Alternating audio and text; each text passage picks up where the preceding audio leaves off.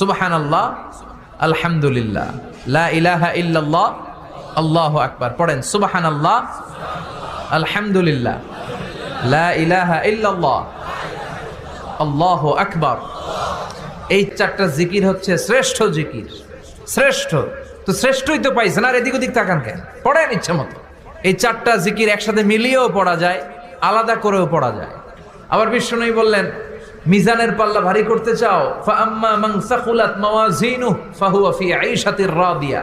মিজানের পাল্লা যারা ভারী করতে চাও তারা দুইটা জিকির করবা, সুবহানাল্লাহি ওয়া বিহামদিহি, সুবহানাল্লাহিল আযীম। এই দুইটা শব্দ কালিমাতান হাবিবাতান ইলার রহমান, আল্লাহর কাছে খুব প্রিয়। সাকিলাতানি ফিল লিসান, এই জিহ্বার মধ্যে এই শব্দ দুইটা উচ্চারণে খুব সহজ, খুব পাতলা। সাকিলাতানি ফিল মিজান, কিন্তু এই শব্দ দুইটা মিজানের পাল্লায় রেখে দিলে অনেক ওজন হয়ে যাবে।